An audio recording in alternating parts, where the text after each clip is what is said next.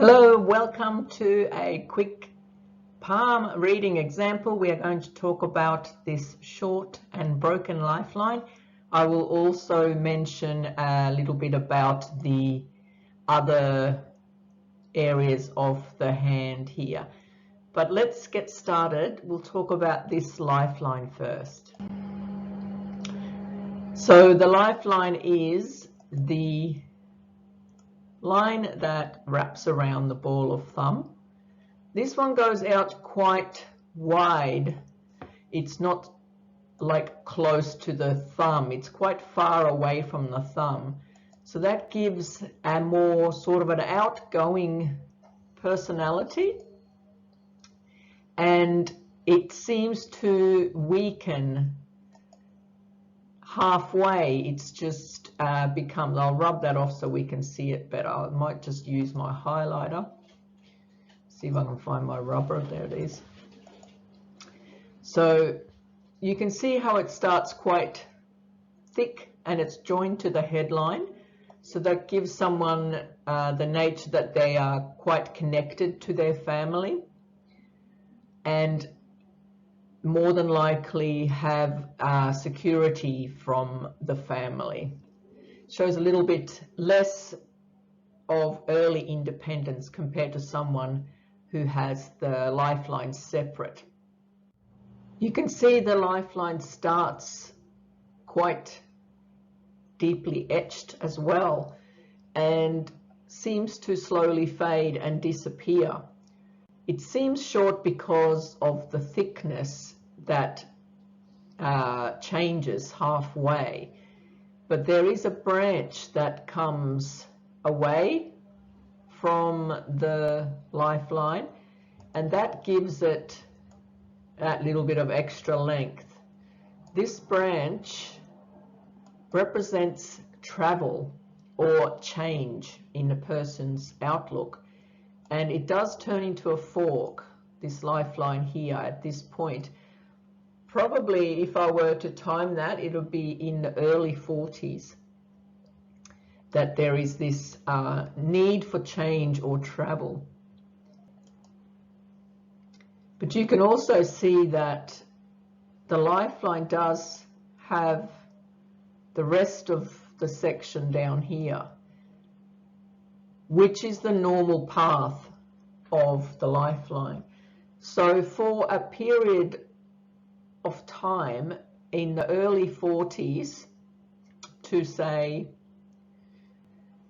probably 60 maximum is when this lifeline resumes in its regular path. Now we usually look for clues in the fate line for changes, and on this fate line we can see that there's change around age 35. And after that, there's two fate lines. So there may be a dual source of income or some kind of a study period as well, or a support from just a support line. And from about the age of 50, it's a little bit difficult to see these lines. The photo's a little bit blurry, but there does appear to be a continuation of the fate line again in a different direction, and that might be representing this change in this area here that's happening. This person has quite a freedom-loving, passionate type Heartline. This is the Heartline. Maybe should have done that in a different color, but this Heartline rises to the middle finger. So that gives a little bit of selfish qualities, but there's somebody who loves their freedom and they're quite passionate about things in life in general. That's also shown by this well-developed Mount of Venus. Only thing that puts things out of balance a little bit here is this very low set Mount Pluto. It's much lower than the Venus mount. So you can see that the hand almost like dips down on that side.